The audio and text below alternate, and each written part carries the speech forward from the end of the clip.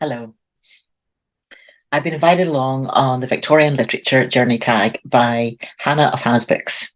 So this is my go at doing the tag that has become pretty much viral all around on Booktube. I will be providing for you a bingo card for this tag because I think there are so many names that keep coming up again and again. Even my husband, who's really a fiction reader by marriage only, when I mentioned to him that I had been invited to take part on the Victorian Literature Journey Tag, said trollop.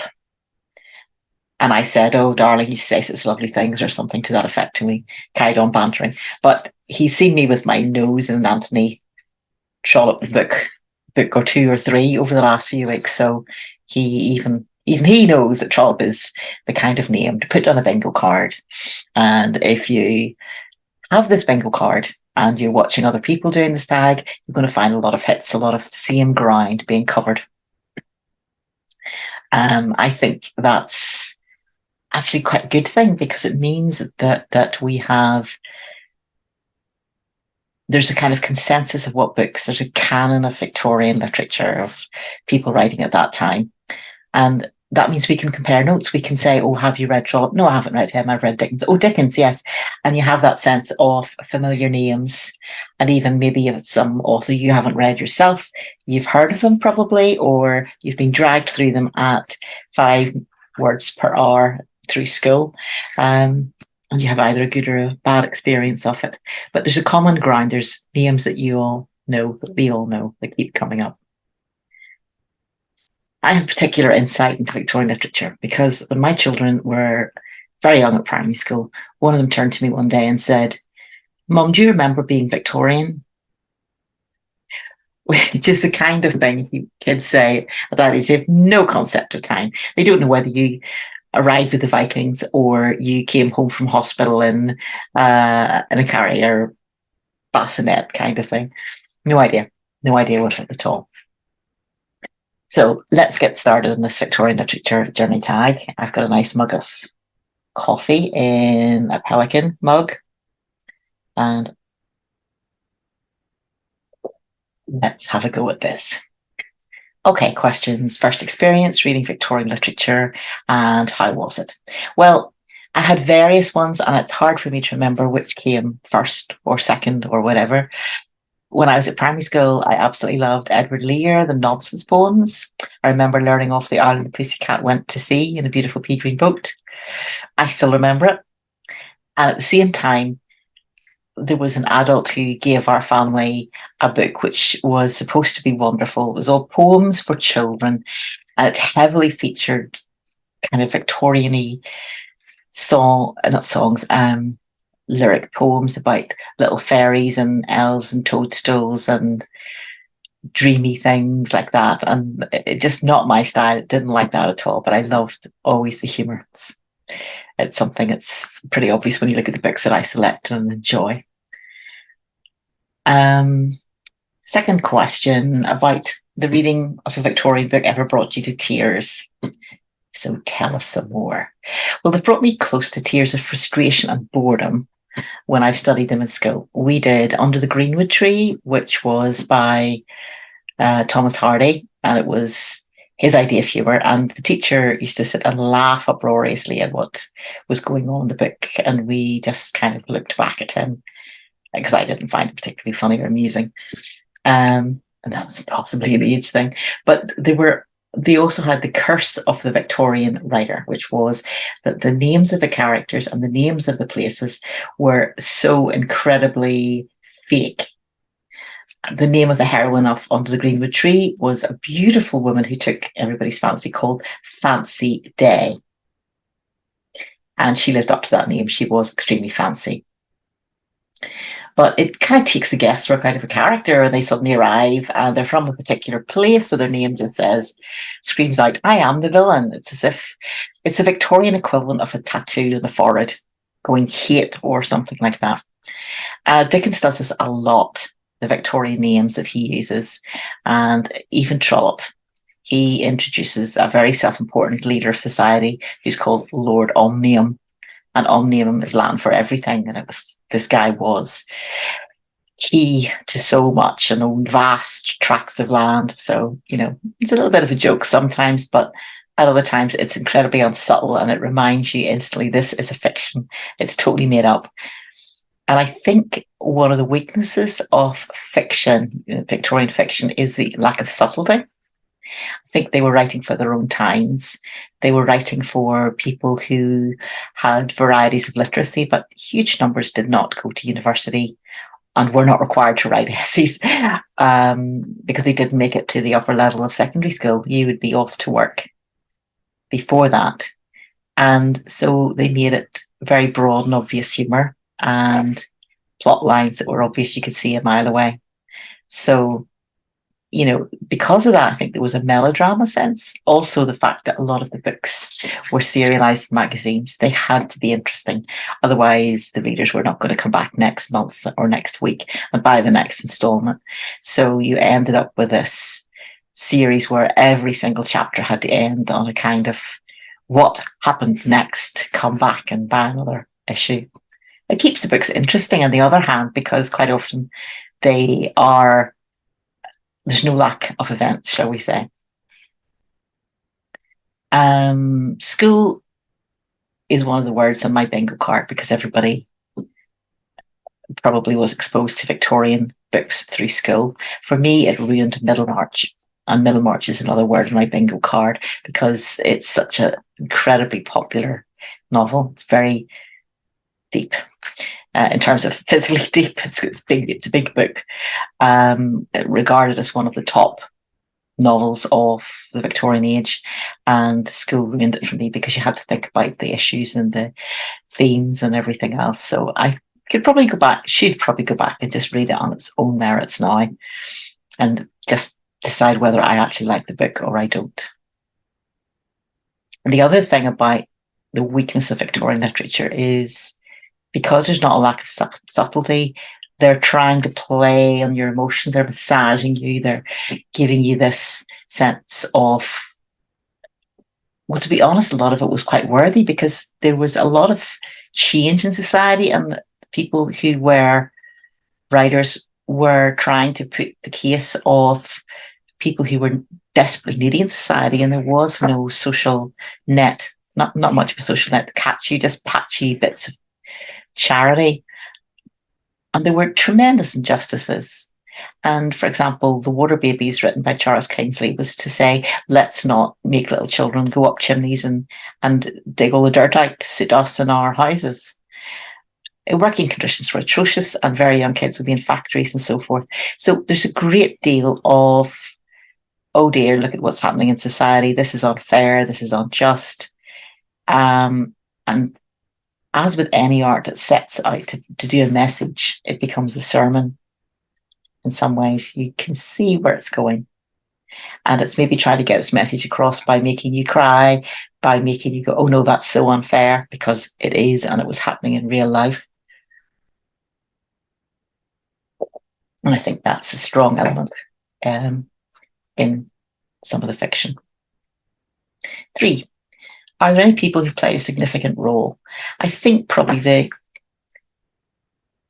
main one would have been my mother's grandmother, who had a book room in her house. I think it was designed to be like a little cloakroom at the end of the hallway. Very small room, but there was a shelf from floor to ceiling. And especially if you're a young child, that's a long distance and it's a lot of books. So because of that, I have got Victorian books in quite old editions. So this, for example, is Louisa May Alcott, Jo's books. This was a follow-up to the more famous Little Women, but sort of age speckled and so forth. And so these books were around, and I did enjoy reading those. I also read Ellen Montgomery, although she's more Edwardian. Also, here's another Louisa M. Alcott, Little Men. And these are that beautiful textured covering, cloth bound, lasts forever, thick paper. That is a page. Amazing. Really nice texture. I think deckled edges are possibly trying to imitate this. or books that are so old that you have to cut them open with a knife. But to me, deckled edges are an affectation. I will pause while you throw rotten tomatoes at your screen. And we'll see how we get on. But my granny's book collection was amazing, and just having those books, many of them were hardback. Then there was also a great collection of paperback Agatha Christie. She was a fan of Agatha Christie as well. So her reading influenced mine. For the tag, do you have a favourite film or TV adaptation of a Victorian book? What about one you'd like to see made?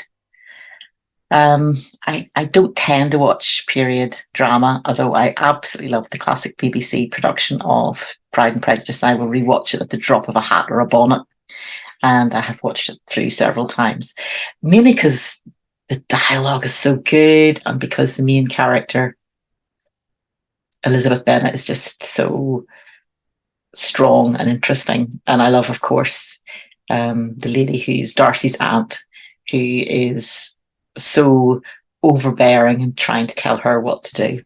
So, in fact, that's one of my favourite scenes, is where she tries to get Elizabeth to promise she will not marry Darcy, and Elizabeth resists her, and she's not used to being resisted. I think that's one of the tremendous scenes in Victorian literature. Okay, one production I have seen and quite enjoyed was Barchester Chronicles, and it was done with an actor whose name escapes me, Alan.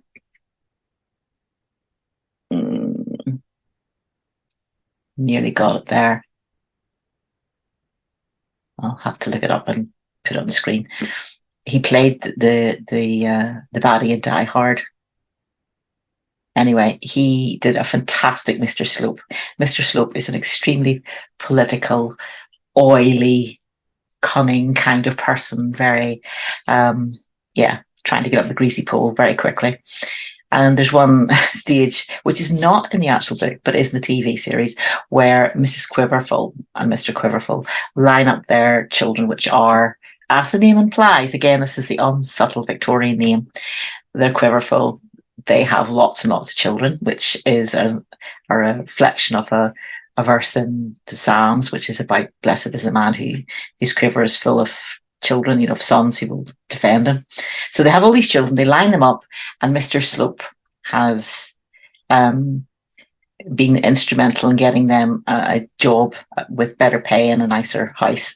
And the children are all lined up to say thank you, and they go down the line, they get to smaller children who are struggling to say his name. And so quite a small child says, they're all saying thank you, and it's quite a small child says, thank you, Mr. God. And of course, Mr. Slope preens himself and moves to the smallest child, who says, thank you, Mr. Slop. And his face just changes and he moves away. And I loved that. It was so fun.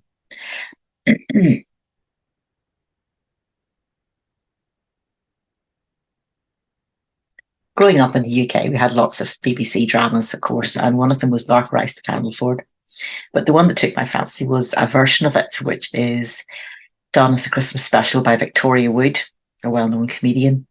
And she had the girls, everybody's dressed in probably on the sets of the original, but they're all wearing the right gear. Even she plays a part of a postmistress who he has these sort of huge sleeves, which are like the Edwardian ones more. And as the play goes on, her shoulders get bigger and bigger until she's eventually struggling to get through doorways.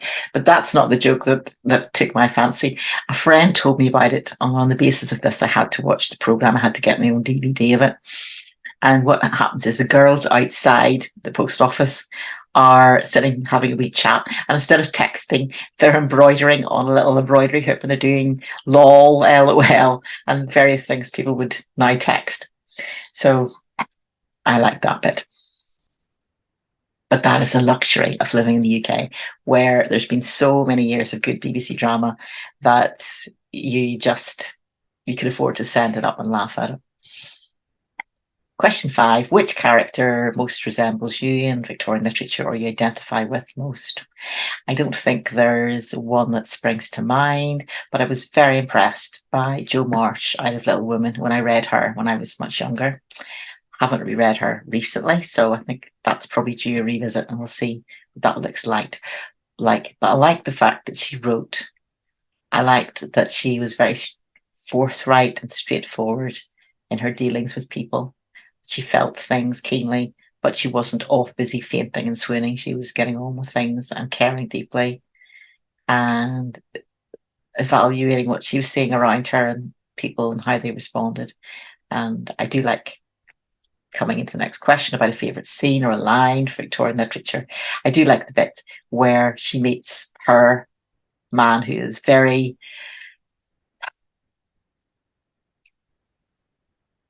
not the young, handsome, rich man who actually proposes to her first, Lawrence, who's a friend, but this older academic man who's incredibly poor and English is his second language. But there's this kind of utter love for each other between the two of them, which is charming and delightful in its own way. So, yeah, that was quite nice. 7. Yes, I didn't actually read that to you from Victorian literature, but I can't really say Jane Austen because you see, she was actually Georgian. She died in 1815, so she predeceased Queen Victoria coming to the throne. But anyway, you know what I mean. There's similar values, shall we say, and I do love that scene where near the final scenes in the book where Elizabeth Bennet is speaking to the rich aunt, and there's a struggle of minds, struggle of wills. Question 7, does any Victorian literature intimidate you? No. One of the big ones that tend to intimidate people is War and Peace, but I read that in a rain-sodden week of holiday in a caravan in the south of Ireland when I was quite young, and I read part 1, which I'd borrowed from some friends. We were at their house en route, and I think it was just possibly book 1, part of it. But trust me, it was a doorstopper. And once I started to read it, I was utterly entranced.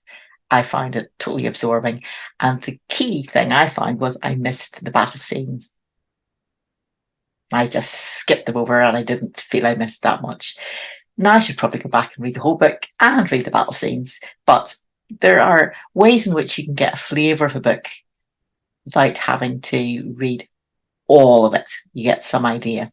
And I can certainly say the reading that I read, the description of the characters was engrossing and had me really interested. 8, what tips would you give to someone early on in their Victorian literature journey? I thought about saying ask someone who knows you to recommend a book, but you can come to grief there. Because we all have our preferences. I asked a friend about George Eliot, who's her favourite writer. She said George Eliot. I sort of winced, said, I studied Middlemarch in school and I did not enjoy it. What book would you recommend? And she said, Adam Bede. So I read Adam Bede. And it's not typical George Eliot because she changed substantially through her lifetime, but there were bits of it that were quite good, but I did not like the fact it was in a rural setting. Whereas for my friend who'd come from a rural setting, it was utterly charming and she identified the characters and could see people they reminded her of. So what I do suggest is to go to a local library, ask a member of staff to dig out a few Victorian books for you, or take on board some of the names that are going to come up on the bingo card or other people's versions tag. But just get a whole little heap of books that are Victorian, just flick through them and see which ones you want to take home with you.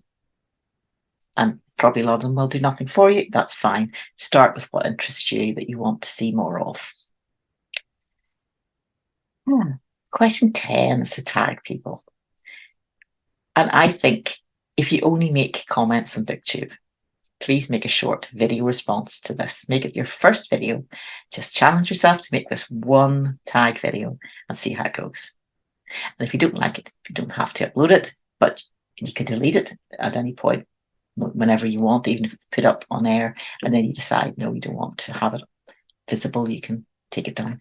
But you might enjoy it. You might join with us. So I actually have some books here, which I managed to not mention, but I'll just do it now to end with. The Enchanted April, Elizabeth von Arnim, I totally recommend. I buy as presents.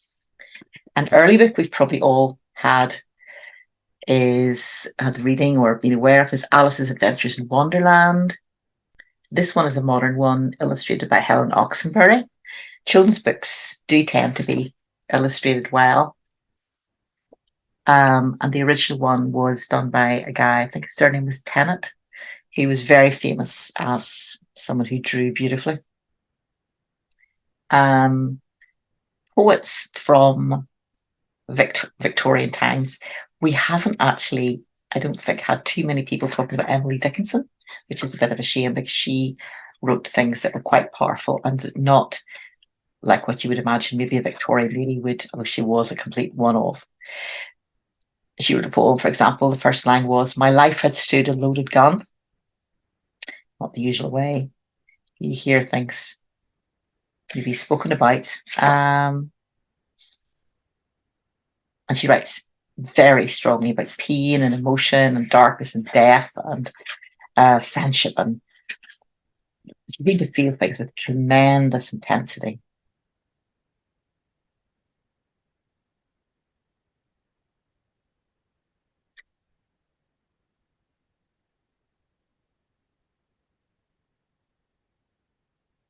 I mean, here's one just, "My life closed twice before its close.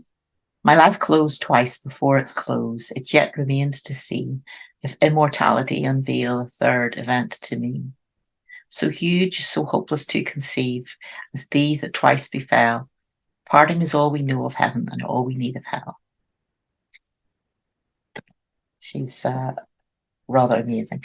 And I do want to just mention two novelists who are humorists, took my fancy, and they're kind of tail end of the Victorians and Edwardians. They'd probably be more known as, and I think possibly we need to have some Booktube event that honours books written between 1900 and 1950. I think that would be rather interesting. But E.F. Benson, The Complete Map of Lucia, hilarious stories of people trying to have control over small little villages in England on tiny little subjects, but it is very well described.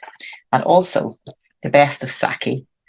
He was a humorist who very unfortunately died in the First World War, and he wrote incredible stories which are short and about people who are quite shocking even for nowadays to read, who deliberately set out to be shocking and to challenge society, that if somebody said something they would say, well, why, or so on. One of my favourites is the story Tobermory, which is about a cat who can talk, but this is discovered at a house party and the guests are all very condescending towards the cat. Then the cat starts to comment on who he has seen doing what with whom and who they've seen talking or going away together in a very secretive kind of way.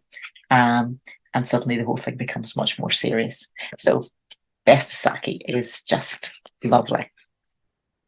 And of course, yes, number one name, probably on my list, Anthony Trollope is incredibly readable, enjoyable, but he's slightly addictive. I've had to stop after about 4 books in the Barchester Chronicles because I kept wanting to read more.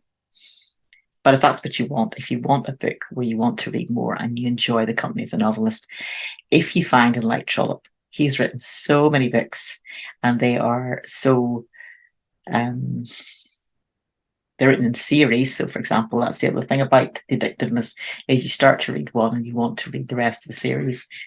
But the other thing is that they are large size volumes. He wrote a lot and a lot of it is a good high quality. So that's my take on the Victorian journey. I also forgot to mention that whenever I was Starting out, I read books which I don't think are talked about much nowadays. What Katie Did Next by Susan Coolidge. I definitely remember reading those and enjoying those. I wonder if anybody else did. So come along the journey. I hope you'll take part in the Victorian Journey Tag.